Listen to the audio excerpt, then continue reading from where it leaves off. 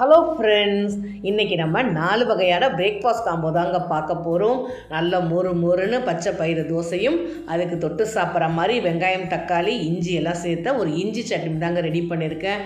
நல்ல ஒரு மொறு தோசை கூட நல்ல ஒரு காரசாரமான இஞ்சி சட்னி வச்சு சாப்பிடும்போது டேஸ்ட் ரொம்பவே சூப்பராக இருக்கும்.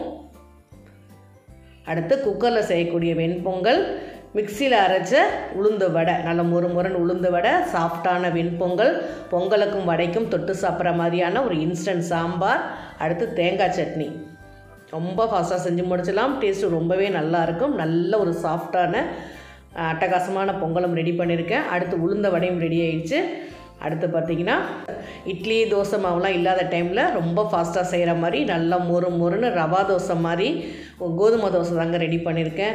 இந்த கோதுமை தோசைக்கு தொட்டு சாப்பிட்றதுக்கு ஒரு தேங்காய் சட்னி, நல்ல ஒரு காரசாரமான தக்காளி கார சட்னியும் ரெடி பண்ணியிருக்கேன். டேஸ்ட் ரொம்பவே சூப்பராக இருக்கும். கோதுமை தோசை கூட தக்காளி சட்னி வச்சு சாப்பிட்டாலும் நல்லாயிருக்கும். கோதுமை தோசையோட தேங்காய் சட்னியும் வச்சு சாப்பிட்டா ரொம்பவே நல்லாயிருக்கும். அடுத்து பார்த்திங்கன்னா நல்லா புசுன்னு கொஞ்சம் கூட எண்ணெய் குடிக்காத பூரியும் அதுக்கு தொட்டு சாப்பிட்றதுக்கு உருளைக்கிழங்கெல்லாம் சேர்க்காத வெங்காய மசாலா தாங்க ரெடி பண்ணியிருக்கேன்.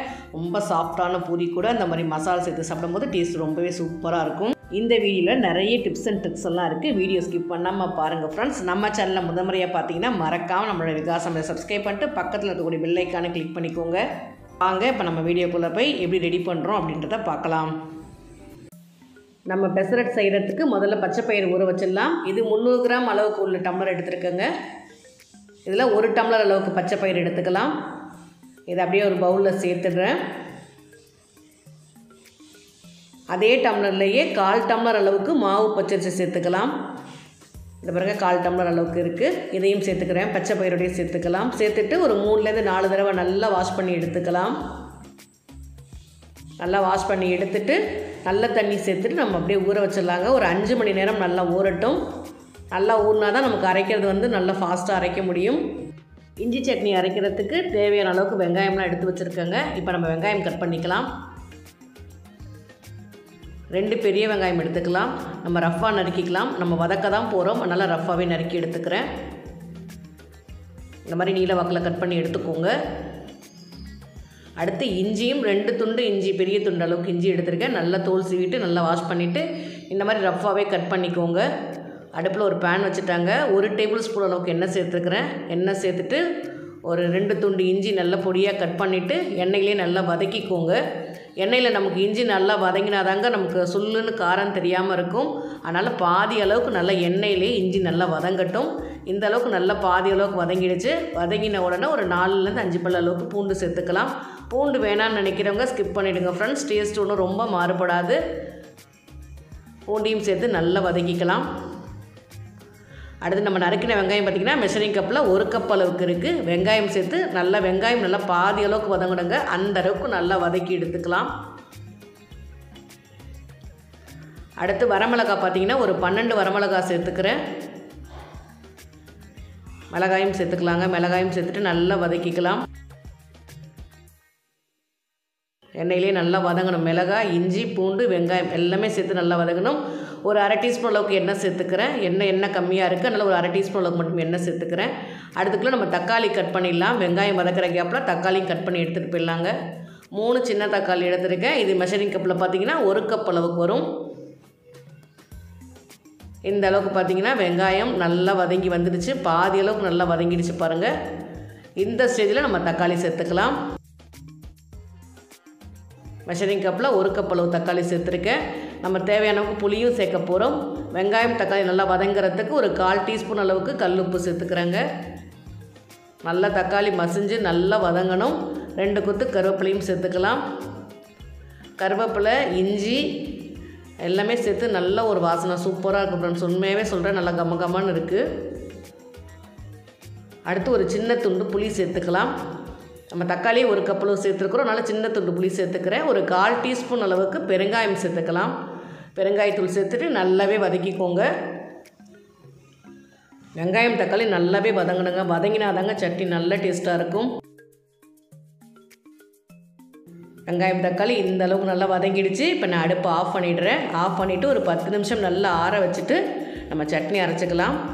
ஒரு 3/4 டீஸ்பூன் அளவுக்கு கல் உப்பு சேர்த்துக்கிறேன். சட்னிக்கு தேவையான கல் உப்பு 3/4 டீஸ்பூன் அளவுக்கு சேர்த்துக்கிறேன். நம்ம முன்னாடியே ஒரு 1/4 டீஸ்பூன் அளவுக்கு உப்பு சேர்த்துருக்கோம். ஒரு மிக்ஸி ஜார் எடுத்துகிட்டு ஆற வச்ச வெங்காயம், தக்காளி, இஞ்சி எல்லாமே சேர்த்துக்கலாம். சட்னிக்கு ஒரு 3/4 கப் அளவு தண்ணி சேர்த்து நல்லா ஃபைனாக அரைச்சிட்டாங்க. 2 டீஸ்பூன் அளவுக்கு வெல்லம் சேர்த்துக்கலாம். வெல்லம் சேர்த்து நல்லா ஃபைனாக அரைச்சி எடுத்துக்கோங்க. அடுத்து அடுப்பில் ஒரு பேன் வச்சுட்டு ஒரு 1.5 டேபிள் ஸ்பூன் அளவுக்கு நல்லெண்ணெய் சேர்த்துக்கலாம். நல்லெண்ணெய் நல்லா சூடு வந்ததுக்கப்புறம் 1/2 டீஸ்பூன் அளவுக்கு கடுகு நல்லா வெடிச்சதுக்கப்புறம் 1/2 டீஸ்பூன் அளவுக்கு உளுந்தம்பருப்பு, 1/2 டீஸ்பூன் அளவுக்கு ஜீரகம் சேர்த்துக்கோங்க. ஜீரகம் சேர்த்து நல்லா பொரிஞ்சதுக்கப்புறம் ஒரு கொத்து கருவேப்பிலை சேர்த்துக்கலாம். கருவேப்பிலை சேர்த்துட்டு அடுப்பு நல்லா லோ ஃப்ளேமில் வச்சுட்டு அதுக்கப்புறம் நம்ம அரைச்சி வச்ச சட்னியை சேர்த்துக்கோங்க. சட்னி சேர்த்துட்டு ஒரு 5லேருந்து 7 நிமிஷம் நல்லா கொதிக்க வச்சு இறக்கிக்கோங்க. நமக்கு நல்லா இட்லி, தோசை, ஊத்தப்பம், பெசரட்டு தோசை எல்லாத்துக்கும் இந்த சட்னி பார்த்திங்கன்னா டேஸ்ட் ரொம்பவே நல்லாயிருக்கும். இனிப்பு, உப்பு, புளிப்பு, காரம் எல்லாமே கரெக்டாக இருக்குது ஃப்ரெண்ட்ஸ். நமக்கு சூப்பராக சட்னி ரெடி ஆகிடுச்சு. நம்ம பெசரட் தோசைக்கு தேவையான அளவுக்கு வெங்காயம் கட் பண்ணிக்கலாம். ஒரு பெரிய வெங்காயம் எடுத்துகிட்டு எல்லா பக்கமும் நல்லா கட் பண்ணிக்கோங்க. கட் பண்ணிவிட்டு நல்லா பொடியாக கட் பண்ணிக்கோங்க. வெங்காயம் நல்லா பொடியாக கட் பண்ணாதாங்க நமக்கு தோசை மேலே நல்லா அப்ளை பண்ணால் அப்படியே இருக்கும். இந்த மாதிரி நல்லா 2 பெரிய வெங்காயம் பொடியாக கட் பண்ணி எடுத்து வச்சுருக்கிறேன். வெங்காயம்லாம் நம்மளுடைய விருப்பம் தாங்க, எந்த அளவுக்கு தேவைனாலும் நீங்கள் சேர்த்துக்கலாம். நான் மெஷரிங் கப்பில் 1 கப் அளவுக்கு பெரிய வெங்காயம் பொடியாக கட் பண்ணி எடுத்துருக்கிறேன். பச்சை மிளகா 4, ஒரு சின்ன பச்சை மிளகாயாக காரம் இல்லாமல் எடுத்துக்கோங்க. அதையும் நல்லா பொடியாக கட் பண்ணி எடுத்துக்கிறேன். பச்சை மிளகா பார்த்திங்கன்னா ஒரு 1.5 டேபிள் ஸ்பூன் அளவுக்கு இருக்குது. அடுத்து இஞ்சி கட் பண்ணிக்கலாங்க. நல்லா தோல் சீவிட்டு அலம்பிட்டு நல்லா பொடியாக கட் பண்ணி எடுத்துக்கோங்க. இஞ்சியோட அளவு பார்த்திங்கன்னா ஒரு 1/2 டேபிள் ஸ்பூன் அளவுக்கு இஞ்சி பொடியாக கட் பண்ண இஞ்சியும் சேர்த்துக்கிறேன். நம்ம இஞ்சி, பச்சை மிளகா எல்லாமே சேர்த்து போட்டு நம்ம பெசரட் தோசை போடும்போது சூப்பராக இருக்கும். 1 டீஸ்பூன் அளவுக்கு ஜீரகம் சேர்த்துக்கலாம். சேர்த்துட்டு நல்லா எல்லாமே சேர்த்து நல்லா மிக்ஸ் பண்ணி வச்சுக்கோங்க. அடுத்து பார்த்திங்கன்னா நம்ம ஊற வச்ச பாசிப்பயிரை பார்ப்போம். ஒரு 5 மணி நேரம் ஆயிடுச்சுங்க. நமக்கு நல்லாவே பாசிப்பயிறு நல்லாவே ஊறிடுச்சு. நான் இந்த தண்ணியே சேர்த்து தாங்க மாவு அரைக்க போகிறேன். நல்லா சாஃப்டாக ஊறிடுச்சுங்க. நம்ம ஊறினவுடனே தோசை ஊற்றிக்கலாம், அவ்வளோதான். மாவு அரைச்ச உடனே டக்குன்னு தோசை ஊற்றுற மாதிரி இது ரெசிபி. இது தண்ணியெல்லாம் நான் வடிகட்டி வேறு ஒரு பாத்திரத்தில் எடுத்து வச்சுக்கிறேன். ஒரு மிக்ஸி ஜார் எடுத்துகிட்டு பாதி அளவுக்கு பாசிப்பயிரும் அரிசியும் சேர்த்து நல்லா ஃபைனாக அரைச்சிக்கோங்க. நம்ம ஊற வச்ச தண்ணி பார்த்திங்கன்னா எந்த டம்ளர் பயிர் அளந்தோமோ அதில் 1/2 கப் அளவு தண்ணி சேர்த்து இந்த மாதிரி நல்லா ஃபைனாக வெண்ணெய் மாதிரி அரைச்சி எடுத்துக்கோங்க. இந்த மாதிரி தோசைக்கு மாவு ஃபைனாக அரைக்கும் போது நல்ல தோசை நல்லா மொறுன்னு வரும். அதனால் நான் நல்லா ஃபைனாகவே நான் அரைச்சி எடுத்துக்கிட்டேன். இதை அப்படியே வேறு ஒரு பவுலில் மாற்றிக்கிறேன். மீதி இருக்கக்கூடிய பாசிப்பயிரையும் நல்லா அரைச்சி எடுத்துக்கலாம். நம்ம 1 கப் அளவுக்கு பாசிப்பயிறு எடுத்தோன்னா அதில் 1 கப் அளவு தண்ணி சேர்த்து நல்லா அரைச்சாச்சுங்க. இதையும் நல்லா ஃபைனாக அரைச்சி எடுத்துகிட்டு வந்துடுறேன்.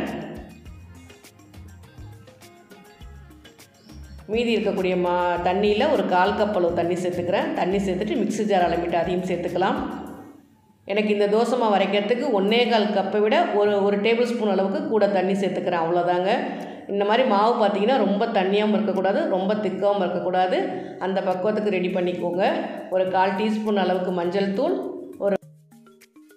ஒரு டீஸ்பூன் அளவுக்கு மட்டும் டேபிள் சால்ட்டு சேர்த்துக்கிறேன். சேர்த்துட்டு நல்லா மிக்ஸ் பண்ணிக்கோங்க. அவ்வளோதான், நம்ம இப்போ தோசை ஊற்ற வேண்டியதாங்க. மாவு ரெடி ஆகிடுச்சு. வெங்காயம், இஞ்சி, பச்சை மிளகாய் எல்லாமே நல்லா பொடியாக கட் பண்ணி எடுத்து வச்சுட்டோம். மாவு இந்த பக்குவத்துக்கு ரெடியாக இருக்குது. தோசைக்கல் பார்த்திங்கன்னா நல்லா ஹீட் பண்ணிக்கோங்க. ஹீட் பண்ணிவிட்டு அடுப்பை மீடியம் ஃப்ளேம் வச்சுக்கோங்க. மீடியம் ஃப்ளேம் வச்சுட்டு தோசை ஊற்றிக்கோங்க. நம்ம பச்சை பயிராக இருக்கிறதுனால அதிக ஹீட் வச்சோன்னா அடியில் தோசை நல்லா கரிஞ்சு போயிடும். அதனால் மீடியம் ஹீட்டில் வச்சுட்டு தோசை ஊற்றிக்கோங்க. இந்த மாதிரி நைஸாக நல்லா மெலிசாகவே ஊற்றிக்கிறேன். அது மேலேயே நம்ம நறுக்கி வச்ச வெங்காயம், பச்சை மிளகாய், இஞ்சி இருக்குது பார்த்திங்களா, அது மேலே நல்லா தூவி விட்டுக்கோங்க. தூவி விட்டுட்டு கையை தண்ணியில் நனைச்சிட்டு அதுக்கப்புறம் அப்படியே வச்சு மாவு மேலே அமுக்கிக்கோங்க. இப்படி பண்ணோன்னா நமக்கு வெங்காயம் உதிர்ந்து வராது. அடுப்பு மீடியம் ஃப்ளேம்லேயே இருக்கட்டுங்க. பாதி அளவுக்கு வெந்ததுக்கப்புறம் எண்ணெய் சேர்த்துக்கிறேன். நல்லா கடலெண்ணெய் தாங்க சேர்த்துக்கிறேன். நம்ம கடலெண்ணெய் ஊற்றி தோசை ஊற்றும் போது சூப்பராக இருக்கும், நல்ல வாசனையாக இருக்கும். மீடியம் ஃப்ளேம்லேயே நல்லா வேகட்டும். ஓரளவுக்கு நல்லா வெந்து பச்சை பயிறு பாருங்கள் நல்லா நிறம் மாறி வந்துருச்சு. நிறம் மாறினதுக்கப்புறம் நம்ம தோசை எடுத்துக்கலாம். நல்லா மொறுன்னு இருக்கும். டேஸ்ட்டு பார்த்திங்கன்னா அட்டகாசமாக இருக்கும் ஃப்ரெண்ட்ஸ். அவ்வளோதான், சூப்பராக நல்லா ஒரு பெசரட் தோசை அட்டகாசமாக ரெடி ஆகிடுச்சு. நல்ல ஒரு இனிப்பு புளிப்பு காரம் எல்லாமே சேர்ந்த மாதிரி ஒரு இஞ்சி சட்னியும் நமக்கு ரெடி ஆகிடுச்சு. அடுத்து இன்னொரு தோசையை நான் ஊற்றி எடுத்துக்கிறேன். நல்லா மீடியம் ஹீட்லேயே வச்சு வேக வச்சுக்கோங்க. டைமாக ட்ரை பண்ணி பாருங்கள் ஃப்ரெண்ட்ஸ். டேஸ்ட்டு பார்த்தீங்கன்னா அட்டகாசமாக இருக்குது. இந்த மாதிரி நல்ல மொறுன்னு இருக்கும். கலர் பாருங்கள், சூப்பராக வந்திருக்கு. இன்னொரு தோசையை நான் எடுத்து வச்சுக்கிறேன். அவ்வளோதாங்க, நமக்கு சுட சுட ஆந்திரா பெசரட்டு அட்டகாசமாக ரெடி ஆகிடுச்சு. இஞ்சி சட்னியும் சூப்பராக ரெடி ஆகிடுச்சு. வாங்க இப்போ நம்ம சாப்பிட்டு பார்க்கலாம். இந்த இஞ்சி சட்னி பார்த்திங்கன்னா ஒரு 2 நாள் இல்லை 3 நாள் கூட நம்ம ஸ்டோர் பண்ணி வைக்கலாங்க. டேஸ்ட்டு ரொம்பவே நல்லாயிருக்கும், கெட்டு போகாமலும் இருக்கும். இப்போ நம்ம தோசை எப்படி இருக்குன்னு சாப்பிட்டு பார்ப்போம். ஒரு தோசை எடுத்தாச்சு. உள்ளெல்லாம் வெங்காயம் பாருங்கள் அப்படியே அப்ளை ஆகிருக்கு. நம்மளை இஞ்சி சட்னியோடு சேர்த்து சாப்பிடும்போது இனிப்பு உப்பு புளிப்பு காரம் எல்லாமே சேர்த்து அட்டகாசமாக இருக்கும் ஃப்ரெண்ட்ஸ். என்னோடய ரெசிபி பிடிச்சிச்சின்னா மறக்காமல் ஒரே லைக் கொடுங்க. அடுத்து நம்ம பொங்கல் வடை சட்னி சாம்பார் தாங்க எப்படி ரெடி பண்ணுறோம் அப்படின்றத பார்க்க போகிறோம். பொங்கல் செய்கிறதுக்கு நம்ம பொன்னி பச்சரிசி எடுத்துக்கிறேங்க. இது 100 கிராம் அளவுக்குள்ள கப்பு. இதில் 2 கப் அளவுக்கு பொன்னி பச்சரிசி எடுத்துக்கிறேன். நல்லா தலை தட்டி தாங்க எடுத்துக்கிறேன். நம்ம எந்த கப்பில் தண்ணி அளக்குறோமோ அந்த கப்பில் நம்ம அரிசியும் பாசிப்பருப்பும் சேர்த்துக்கலாம். 2 கப் அளவுக்கு பொன்னி பச்சரிசி, அதே கப்பில் 1 கப் அளவுக்கு பாசிப்பருப்பு. இது மொத்தம் 300 கிராம் அளவுக்கு வரும். இது ஃபுல்லாகவே நல்லா நிறைஞ்சி வந்துருச்சு பாருங்கள். இதில் தான் நம்ம தண்ணி மலர்ந்துக்க போகிறோம். இதை அப்படியே எடுத்துகிட்டு ஒரு பவுலில் சேர்த்துக்கலாம். அரிசியும் பாசிப்பருப்பும் சேர்த்துட்டு நம்ம ஊரெல்லாம் வைக்க வேண்டாங்க. ஊற வைக்காமல் நம்ம டக்குன்னு செஞ்சிடலாம். இதுலேருந்து 3-4 தடவை நல்லா வாஷ் பண்ணி எடுத்துக்கோங்க. அப்போ தான் பொங்கல் நல்லா வரும், நல்லா வெள்ளையாக வரும். அந்த மாதிரி அலம்பி தண்ணி இல்லாமல் வடிகட்டி எடுத்து வச்சுட்டு அடுத்து நம்ம அரிசி அளந்தோம் பார்த்திங்களா, அதே கப் எடுத்துக்கலாம். அதே கப்பில் 1/2 கப் அளவுக்கு நெய், 1/4 கப் அளவுக்கு எண்ணெய் சேர்த்துக்கிறேன். நமக்கு 1 கப் அளவு தேவைப்படும். மீதி இருக்கக்கூடிய 1/4 கப் நம்ம பொங்கல் ரெடி பண்ணோன்னா கடைசியில் சேர்த்துக்கலாம். அதனால் நம்ம 3/4 கப் மட்டும் நெய்யும் எண்ணெயும் எடுத்துக்கிறேன். அடுப்பில் ஒரு குக்கர் வச்சுட்டாங்க. அடுப்பு நல்லா லோ ஃப்ளேமில் வச்சுக்கோங்க. இப்போ நம்ம அளந்து வச்ச எண்ணெயும் நெய்யும் சேர்த்துக்கலாம். எண்ணெயும் நெய்யும் லைட் ஹீட் வரட்டும். லைட்டான ஹீட் வந்ததுக்கப்புறம் 1/2 டேபிள் ஸ்பூன் அளவுக்கு மிளகு லைட்டாக பொரியும் போதே 1/2 டேபிள் ஸ்பூன் அளவுக்கு ஜீரகம் சேர்த்துக்கலாம். ஜீரகம்னா நிறம் மாறக்கூடாதுங்க. அதனால் லோ ஃப்ளேம்லேயே நல்லா வச்சு வதக்கிக்கோங்க. நிறம் மாறிடுச்சுன்னா நமக்கு கசப்பு டேஸ்ட் வந்துடும். இஞ்சி பார்த்திங்கன்னா 1 டேபிள் ஸ்பூன் அளவுக்கு நல்லா பொடியாக கட் பண்ண இஞ்சி சேர்த்துக்கிறேன். இஞ்சியும் நல்லா வதங்கட்டும். இதெல்லாம் நல்லா வதக்கி செய்யும்போது பொங்கல் நல்லா கமகமன்னு இருக்குங்க. முந்திரி பருப்பு பார்த்திங்கன்னா 10லேருந்து 15 முந்திரி பருப்பு சேர்த்துக்கிறேன். உங்களுக்கு எந்த அளவுக்கு தேவையோ நீங்கள் முந்திரி பருப்பு சேர்த்துக்கோங்க. முந்திரி பருப்புலாம் நமக்கு நிறம் மாற வேண்டாங்க. நம்ம இதிலேயே திரும்ப ஒரு பச்சை மிளகாய் சேர்த்துக்கிறேன். பச்சை மிளகாய் சேர்த்து லைட்டாக வதக்கிக்கலாம். நம்ம அலம்பி வச்ச அரிசியும் பாசிப்பருப்பும் சேர்த்துக்கலாங்க. இந்த மாதிரி லைட்டாக வறுத்துட்டு செய்யும்போது நமக்கு பாசிப்பருப்பு நல்லா வாசனை கொடுக்கும். நம்ம ரொம்ப கொலகொலப்பு தன்மை இல்லாமல் இருக்கும். அதுக்காக நான் லைட்டாக ஒரு 2 நிமிஷம் மட்டும் லைட்டாக ஒரு தடவை ஃப்ரை பண்ணிக்கிறேன். ரொம்ப நேரம்லாம் வதக்க தேவையில்லைங்க. எல்லாமே லோ ஃப்ளேம்லேயே இருக்கட்டும். ஒரு கொத்து கருவேப்பிலை சேர்த்துக்கிறேன். நம்ம அரிசியும் பாசிப்பருப்பும் லைட்டாக வதக்கும் போதே நமக்கு முந்திரி பருப்புலாம் நல்லா நிறம் மாறி நல்லா அழகாக கோல்டன் ப்ரௌன் வந்துடும்.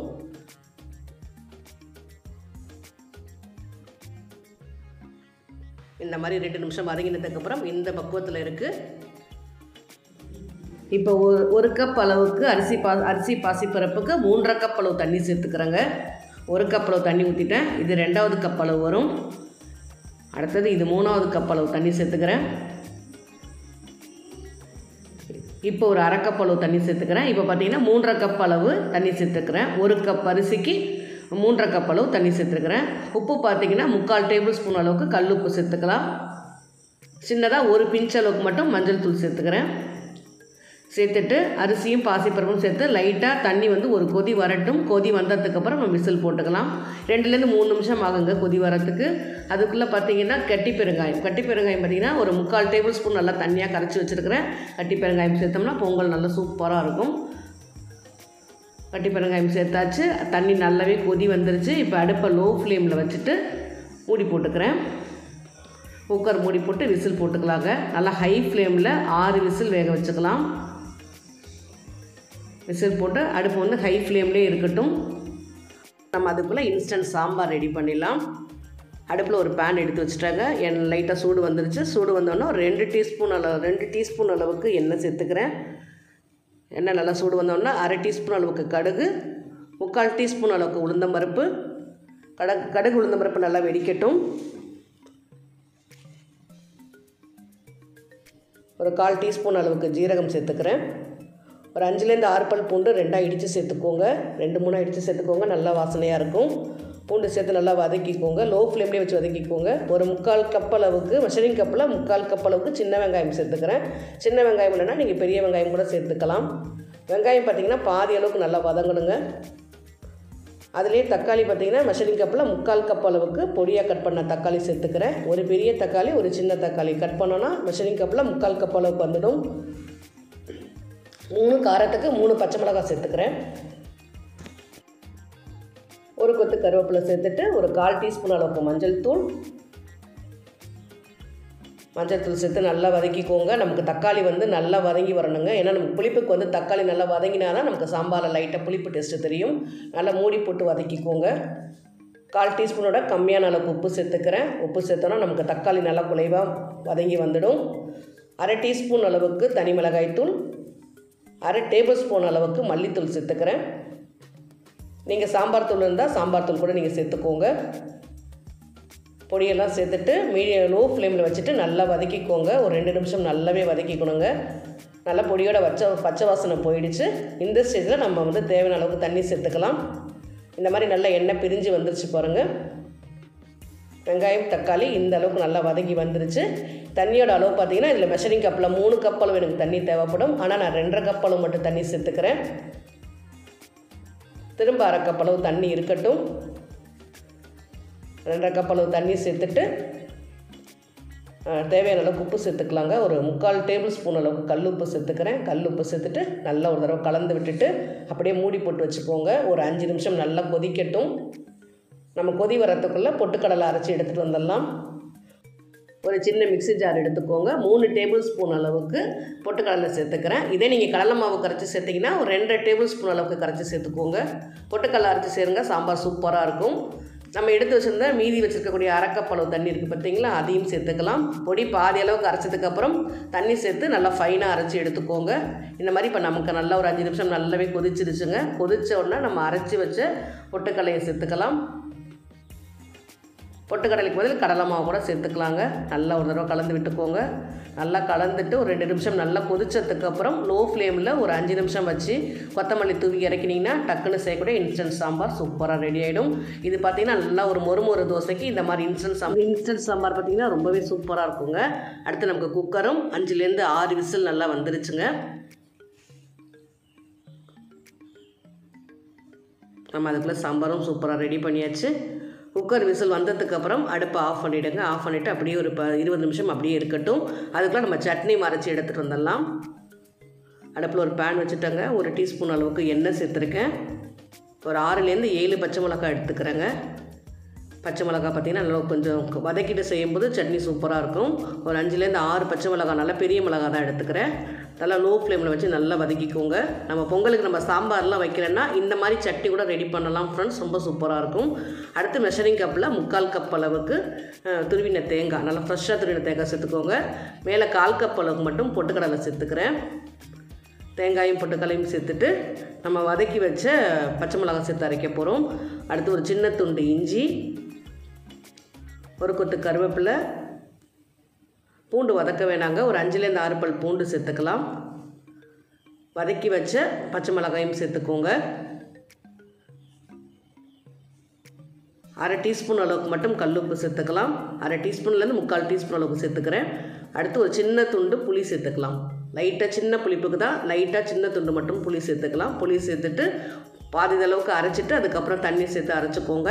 நம்ம பொங்கலுக்கு பார்த்திங்கன்னா கொஞ்சம் கெட்டி சட்னி இருந்தால் சூப்பராக இருக்கும். நான் அதனால் இந்த ஸ்டேஜில் அரைச்சிருக்கேன். ரொம்ப நைஸாகவும் இருக்கக்கூடாது, ரொம்ப குறன்னு இருக்கக்கூடாது. அந்த மாதிரி நான் அரைச்சி எடுத்துகிட்டு வந்திருக்கேன்.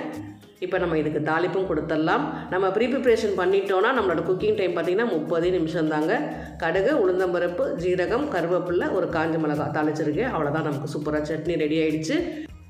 150 கிராம் அளவுக்கு உருட்டு உளுந்து பருப்பு எடுத்து 1 மணி நேரத்துக்கு முன்னாடி ஊற வச்சுருந்தாங்க. தண்ணி இல்லாமல் வடிகட்டி எடுத்துகிட்டு வந்துட்டேன். இதான் இன்றைக்கி மிக்ஸி ஜாரில் தாங்க வடைக்கு அரைக்க போகிறேன். நம்ம சேனலில் ஏற்கனவே மிக்ஸியில் எப்படி வடைக்கு மாவு அரைக்கிறது அப்படின்ற வீடியோ கூட போட்டிருக்கோம். அதோட லிங்க் வந்து டிஸ்கிரிப்ஷன் பாக்ஸில் இருக்குது. தேவைன்னா செக் பண்ணி பாருங்கள் ஃப்ரெண்ட்ஸ். வடைக்கு நல்லா மாவு அரைச்சிட்டு வெங்காயம், பச்சை மிளகாய், கொஞ்சம் ஜீரகம், பெருங்காயம் எல்லாம் சேர்த்துட்டு கருவேப்பிலை சேர்த்துட்டு நம்ம வடை தட்டிட வேண்டியதாங்க. பொங்கல் செய்யும் போது வடையும் சேர்த்து சாப்பிட்டா தாங்க சூப்பராக இருக்கும். அதனால் இன்றைக்கி நான் வடையும் ரெடி பண்ணியிருக்கேன். வடையும் நல்லா மொறுமொறுன்னு மேலே நல்லா மொறுமொறுன்னு இருக்குது, உள்ளே ரொம்பவே சாஃப்டாக இருக்குது. வடை சூப்பராக ரெடி ஆகிடுச்சு. நம்ம மிக்சியில் அரைச்சி செய்யக்கூடிய வடை கிரைண்டரில் அரைச்சி எண்ணெய் குடிக்காமல் எப்படி வடை செய்யணும் அப்படின்ற ரெசிபீஸ் எல்லாம் டிஸ்கிரிப்ஷன் பாக்ஸில் இருக்குது ஃப்ரெண்ட்ஸ். தேவைன்னா செக் பண்ணி பாருங்கள். அடுத்து நம்ம நிறைய பருப்பு சேர்த்த சாம்பார் ரெசிபீஸும் டிஸ்கிரிப்ஷன் பாக்ஸில் இருக்குது.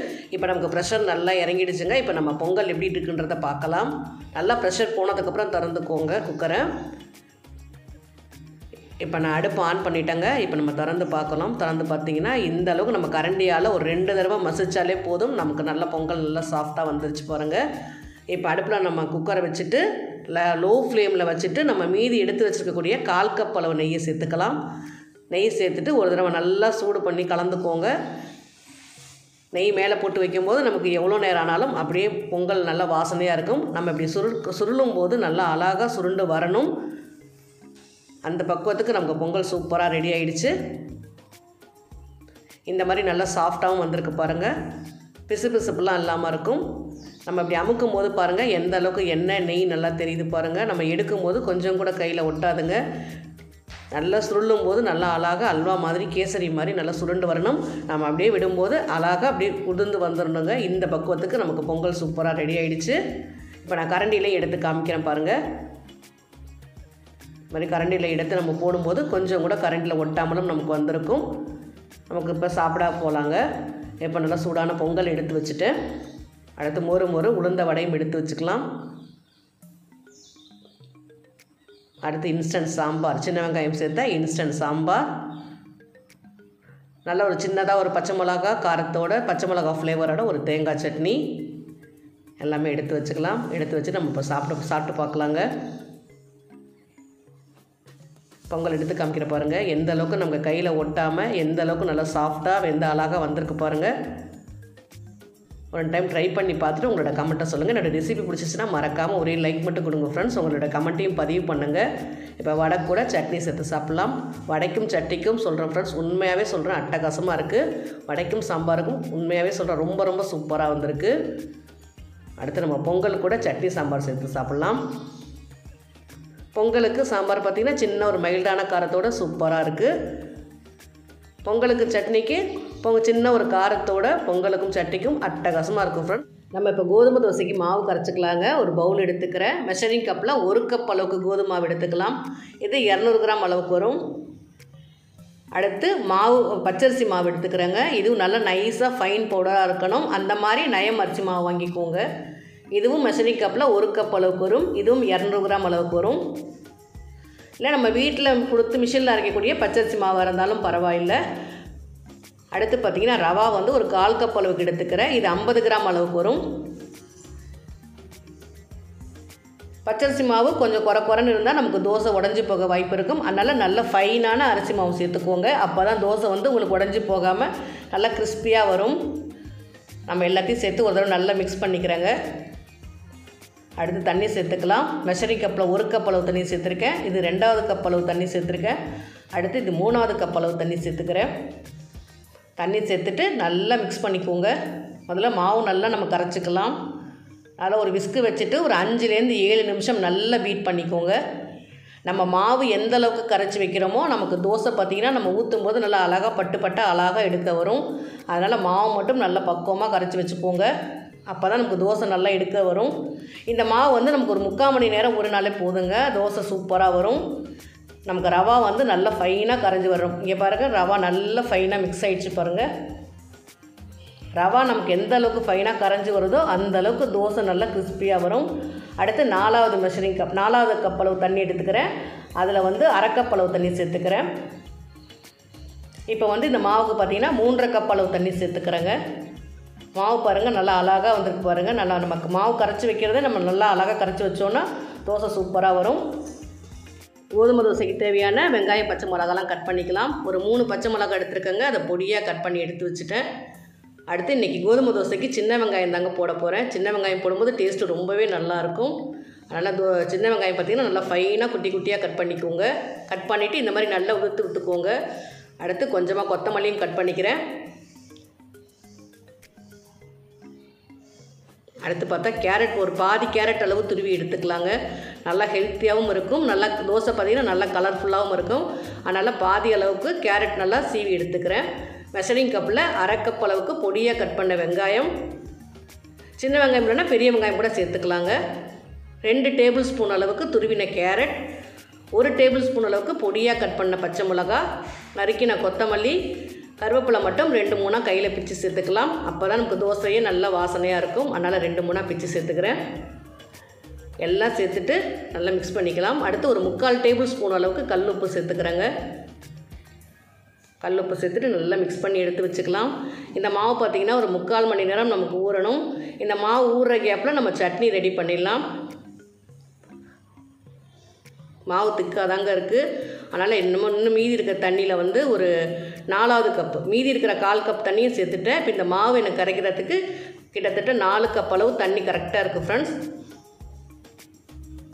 நமக்கு மாவு தண்ணியாக இருந்தால் தான் நமக்கு தோசை ஊற்றுறது நல்லா முருகலாக வரும். அப்படியே மூடி போட்டு மூடி வச்சிடலாம். ஒரு 3/4 மணி நேரம் கழித்து நம்ம பார்க்கலாங்க. அதுக்குள்ளே நம்ம சட்னி ரெடி பண்ணி எடுத்துகிட்டு வந்துடலாம். இப்போ நம்ம தேங்காய் சட்னிக்கு நம்ம வதக்கிக்கலாங்க. ஒரு பேன் எடுத்து வச்சுட்டேன். ஒரு 3/4 டேபிள் ஸ்பூன் அளவுக்கு மட்டும் எண்ணெய் சேர்த்துக்கிறேன். ஒரு 6 பச்சை மிளகா எடுத்துருக்குறேங்க. பச்சை மிளகா 2ஆக உடச்சிக்கிறேன். 2ஆக உடச்சிட்டு எண்ணெயில் சேர்த்துக்கலாம். இந்த மாதிரி பச்சை மிளகா நல்லா நம்ம வதக்கி அரைக்கும் போது தேங்காய் சட்னி ரொம்ப நேரம் கெட்டு போகாமல் இருக்கும். டேஸ்ட்டும் ரொம்ப நல்லாயிருக்கும். நல்ல ஒரு பச்சை மிளகா ஃப்ளேவரோட தேங்காய் சட்னி சாப்பிட்றதுக்கு ரொம்பவே டேஸ்ட்டாக இருக்கும். பச்சை மிளகா பாதி அளவுக்கு வதங்கிடுச்சு. ஒரு சின்ன துண்டு இஞ்சி சேர்த்துக்கிறேன். ஒரு 4 பல் பூண்டு சேர்த்துக்கிறேன். சேர்த்துட்டு நல்லா மீடியம் ஃப்ளேம்லேயே வச்சு நல்லா வதக்கிக்கோங்க. பச்சை மிளகா நல்லா உடச்சி சேர்த்துக்கோங்க, இல்லைனா கட் பண்ணிவிட்டு சேர்த்துக்கோங்க, இல்லைனா வெடிக்கும். அடுத்து ஒரு கொத்து கருவேப்பிலை சேர்த்துக்கிறேன். ஒரு சின்ன துண்டு புளியும் சேர்த்துக்கலாம். புளி சேர்க்கறதுனால நமக்கு சட்னி வந்து கெட்டு போகாமல் இருக்கும். இந்த மாதிரி நல்லா வதங்கி வந்துருச்சு பாருங்கள். ஓரளவுக்கு நல்லா மீடியம் ஃப்ளேம்லேயே வச்சு நல்லா வதக்கிட்டேன். நமக்கு இந்த பக்குவத்துக்கு பச்சை மிளகா நல்லா வதங்கி வந்துருச்சு. பச்சை மிளகா நம்ம வதக்கி செய்யறதுல காரமும் இல்லாமல் இருக்கும். அடுத்து நம்ம வேர்க்கடலை தக்காளி சட்னிக்கு வெங்காயம் நறுக்கிக்கலாம். ஒரு பெரிய வெங்காயம் எடுத்துருக்கேன். நல்லா நீல வாக்கில் கட் பண்ணி எடுத்துக்கிறேன். இன்றைக்கி இந்த கோதுமை தோசைக்கு பார்த்திங்கன்னா நான் சாம்பார்லாம் ரெடி பண்ணலங்க. சாம்பாருக்கு பதில் இந்த வேர்க்கடலை தக்காளி சட்னி தொட்டு சாப்பிட்டு பாருங்கள். டேஸ்ட்டு ரொம்பவே சூப்பராக இருக்கும். நம்ம இந்த வேர்க்கடலை தக்காளி சட்னி இட்லி, தோசை, ஊத்தப்பம் கூடலாம் வச்சு சாப்பிட்றதுக்கும் ரொம்பவே சூப்பராக இருக்கும். நம்ம அதே பண்ணல இன்னும் ஒரு 1/2 டேபிள் ஸ்பூன் அளவுக்கு எண்ணெய் சேர்த்துக்கிறேன். 1/4 கப் அளவுக்கு வேர்க்கடலை எடுத்துக்கிறேன். இது 50 கிராம் அளவுக்கு வரும். நல்ல மீடியம் ஹீட்லேயே வச்சு வதக்கிக்கோங்க. இது வறுக்காத வேர்க்கடலை தான், அதனால் நல்ல மீடியம் ஹீட்டில் வச்சு நல்லா வறுத்துக்கலாம். ஒரு 7 காஞ்ச மிளகாய் சேர்த்துக்கிறேங்க. கோதுமை தோசைக்கு கொஞ்சம் காரமான தக்காளி சட்னி இருந்தால் டேஸ்ட்டு சூப்பராக இருக்கும். அதனால் ஒரு 6லேருந்து 7 வரமிளகாய் சேர்த்துருக்குறேன். சேர்த்துட்டு மிளகாயும் கடலையும் நல்லாவே வறுபட்டுருச்சு. நம்ம அப்படியே ஒரு பிளேட்டில் எடுத்து வச்சிடலாம். எண்ணெய் இல்லாமல் நல்லா வடிகட்டி எடுத்து வச்சுக்கிறேங்க. அதே பேன்லேயே ஒரு 3/4 கப் அளவுக்கு நீல வாக்கில் கட் பண்ண வெங்காயம் சேர்த்துக்கிறேன். வெங்காயம் நல்லா பாதி அளவுக்கு வதங்கட்டும். அதுக்குள்ளே நம்ம தக்காளி கட் பண்ணி எடுத்துகிட்டு வந்துடலாம். ஒரு 4 சின்ன தக்காளி கட் பண்ணி எடுத்துக்கிறேன். இது ஒரு சின்ன ஒரு புளிப்பு டேஸ்ட்டோடு இருக்கும். நல்ல வேர்க்கடலை வாசனையோடு இருக்கும். ட்ரை பண்ணி பாருங்கள் ஃப்ரெண்ட்ஸ். டேஸ்ட்டு ரொம்பவே சூப்பராக இருக்குது. அடுத்து வெங்காயம் பார்த்திங்கன்னா ஒரு பாதி அளவுக்கு நல்லாவே வதங்கிடுச்சுங்க. வதங்கினதுக்கப்புறம் நம்ம நறுக்கின தக்காளி சேர்த்துக்கலாம். இது பார்த்திங்கன்னா மெஷரிங் கப்பில் 1 கப் அளவுக்கு தக்காளி வரும். தக்காளி சேர்த்து தக்காளி நல்லாவே வதங்கணுங்க. நல்லா எல்லா பக்கமும் நல்லா திருப்பி விட்டு நல்லா வதக்கிக்கலாம். ஒரு 1/4 டீஸ்பூன் அளவுக்கு கல் உப்பு சேர்த்துக்கிறேன். தக்காளி நல்லா வதங்கிறதுக்காக 1/4 டீஸ்பூன் அளவுக்கு உப்பு சேர்த்துக்கிறேன். ஒரு சின்ன துண்டு இஞ்சி சேர்த்துக்கிறேன். இஞ்சியும் சேர்த்து நல்லா வதக்கிக்கலாம். ஒரு கொத்து கருவேப்பிலை சேர்த்துக்கோங்க.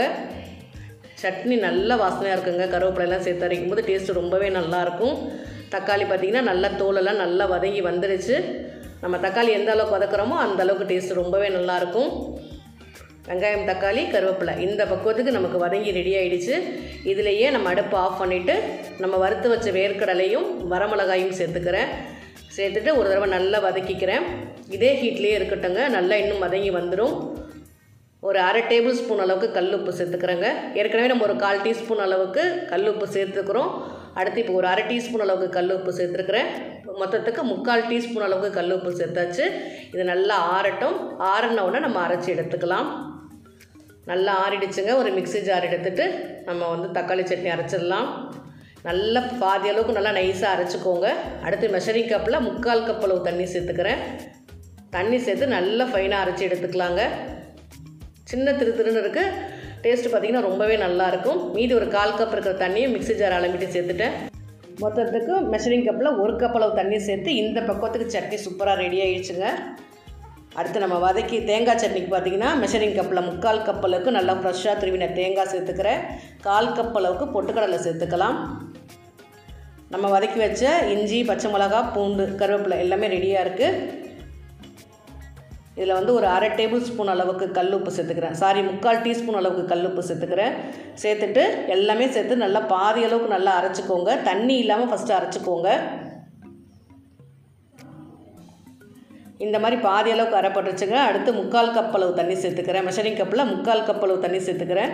தண்ணி சேர்த்துட்டு கொஞ்சம் குறைன்னு அரைச்சி எடுத்துக்கிறேங்க. கொஞ்சம் குறை இருந்தால் தேங்காய் சட்னி நல்லா சூப்பராக இருக்கும். நல்லா வாசனையாக இருக்குங்க. இப்போ ஒரு சட்னியும் ஒரு பவுலில் மாற்றிக்கிறேன். மீதி இருக்கிற 1/4 கப் தண்ணியும் சேர்த்துட்டு மிக்ஸி ஜார் அளவிட்டு அந்த தண்ணியும் சேர்த்துக்கிறேங்க. அவ்வளோதான். நமக்கு நல்லா ஒரு பச்சை மிளகா சேர்த்து தேங்காய் சட்னியும் ரெடி ஆகிடுச்சு. அடுத்து வேர்க்கடலை தக்காளி சட்னியும் ரெடி ஆகிடுச்சு. இப்போ நான் 2 சட்னியும் சேர்த்து ஒரே தாளிப்பாக தாங்க கொடுக்க போகிறேன். 1 டேபிள் ஸ்பூன் அளவுக்கு எண்ணெய் சேர்த்துட்டேன். அரை டீஸ்பூன் அளவுக்கு கடுகு சேர்த்துருக்கேன். அரை டீஸ்பூன் அளவுக்கு உளுந்தம்பருப்பு சேர்த்துக்கிறேன். கடுகு நல்லா வெடிச்சதுக்கப்புறம் உளுந்தம்பருப்பு சேர்த்துக்கோங்க. சேர்த்துட்டு ஒரு 3 காஞ்ச மிளகா போட்டுக்கோங்க. 2 கிள்ளி கூட சேர்த்துக்கோங்க. ஒரு 1/4 டீஸ்பூன் அளவுக்கு ஜீரகம் சேர்த்துருக்கேங்க. சேர்த்து நல்லா எல்லாமே மிக்ஸ் பண்ணிவிட்டு நம்ம சட்னியில் சேர்த்துக்கலாம். இந்த பாதி கடுகு தேங்காய் சட்னிக்கு, பாதி கடுகு வேர்க்கடலை தக்காளி சட்னிக்கு சேர்த்துட்டேன். அவ்வளோதான் ஃப்ரெண்ட்ஸ். இந்த சட்னி ட்ரை பண்ணிவிட்டு உங்களோட கமெண்ட்டை பதிவு பண்ணுங்கள். டேஸ்ட்டு ரொம்பவே சூப்பராக இருக்கும். அடுத்து இப்போ நம்ம கோதுமை தோசை ஊற்றிடலாம்.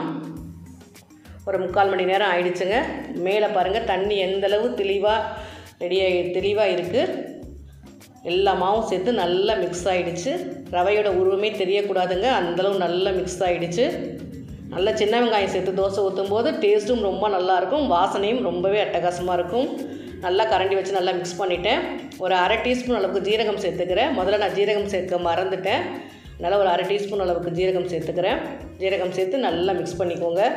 தோசைக்கல் பார்த்திங்கன்னா நல்லா ஹீட் பண்ணிக்கணும். ஹீட் பண்ணிவிட்டு ஒரு பெரிய வெங்காயம் எடுத்துகிட்டு எண்ணெய் தொட்டு நல்லா எல்லா பக்கமும் நல்லா தேய்ச்சி விட்டுக்கோங்க. இந்த மாதிரி நம்ம செய்யும்போது தோசை நல்லா அழகாக பட்டு அழகாக எடுக்க வரும். தோசைக்கல் நல்லா ஹீட் பண்ணிட்டேங்க. மாவு நல்லா மிக்ஸ் பண்ணிவிட்டு தோசை ஊற்றிக்கலாம். நம்ம ரவா தோசை எப்படி ஊற்றுவோம் அந்த மாதிரி ஊற்றணுங்க. அடுப்பானா தோசைக்கல் பார்த்திங்கன்னா ஃபுல் ஹீட்டில் இருந்தால் தான் இந்த மாதிரி சின்ன சின்ன ஓட்டைகள் நல்லா தோசையில் வரும். நல்லா பாதி அளவுக்கு வெந்துருச்சு. ஓரளவுக்கு நிறம் மாற ஆரம்பிச்சிருச்சு. இந்த ஸ்டேஜில் எண்ணெய் சேர்த்துக்கோங்க. எண்ணெய் சேர்த்துட்டு நல்லா வேக வச்சுக்கோங்க. ஓரளவுக்கு மீடியம் ஹீட் வச்சு வேக வச்சுக்கோங்க. தோசை பார்த்திங்கன்னா நல்லா மொறுன்னு கிறிஸ்பியாக சூப்பராக வந்துருச்சு பாருங்கள். இப்போ அப்படியே ஒரு பிளேட்டில் எடுத்து வச்சுக்கிறேன்.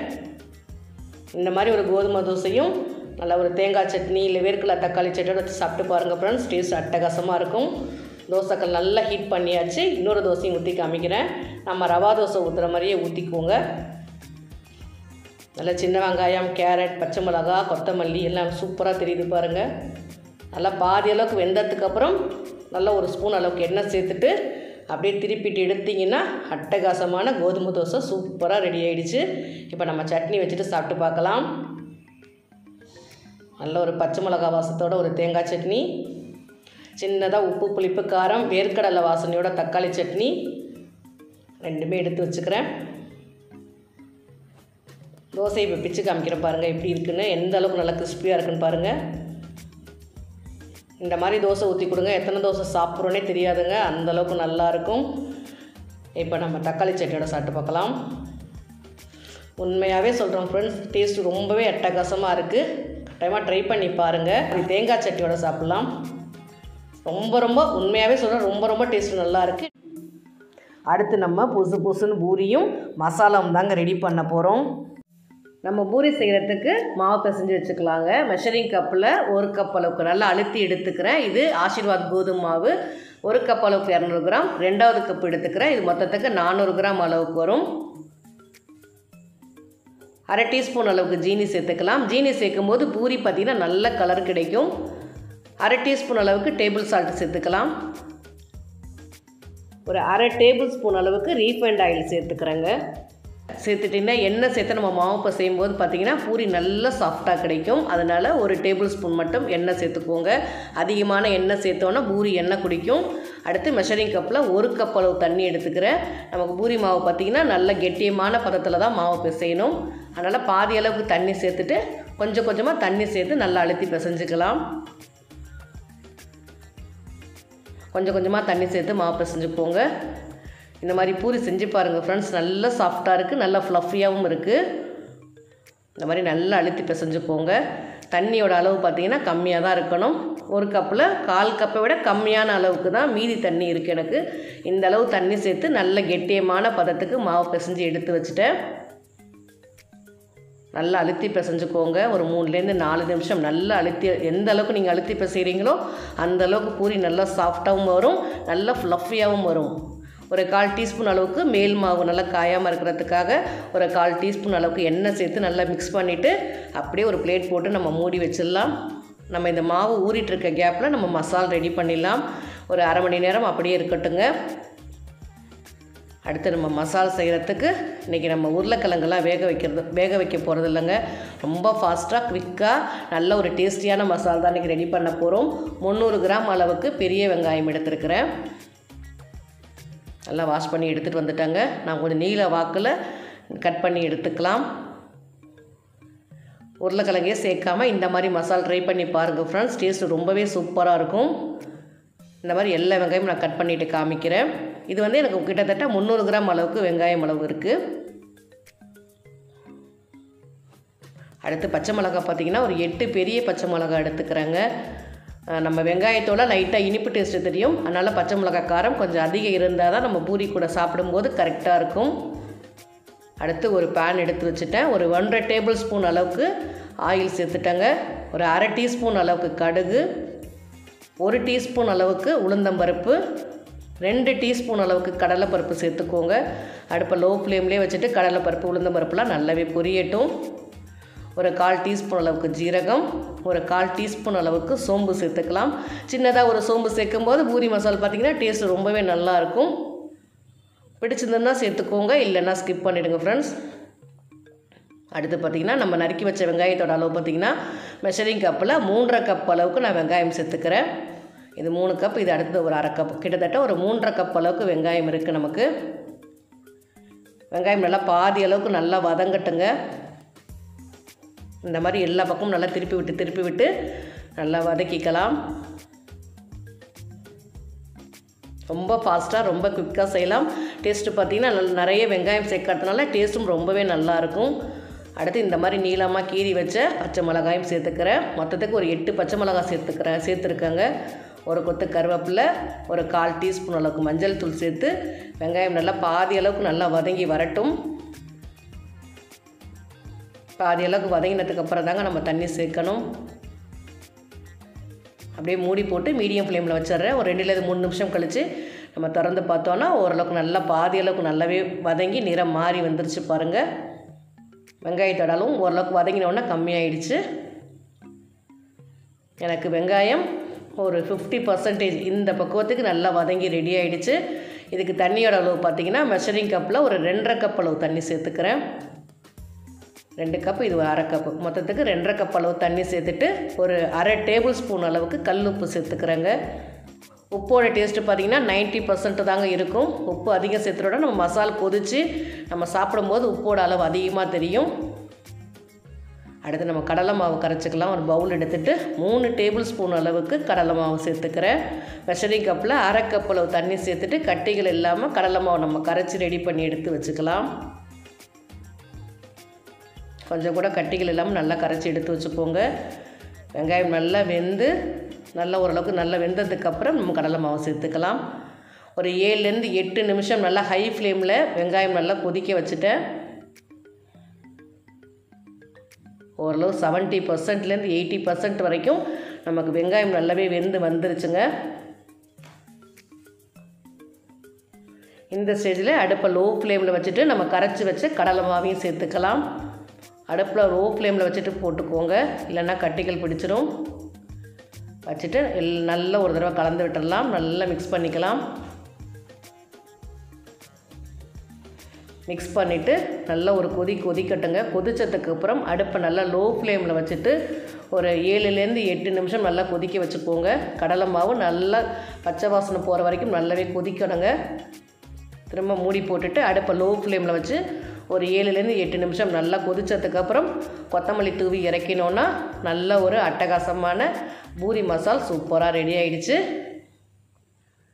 அடுத்து பார்த்திங்கன்னா நம்ம பூரி ரெடி பண்ணிக்கலாம். பூரி செய்கிறதுக்கு அடுப்பில் ஒரு பேன் வச்சுட்டு எண்ணெய் சூடு பண்ணிக்கிறேன்.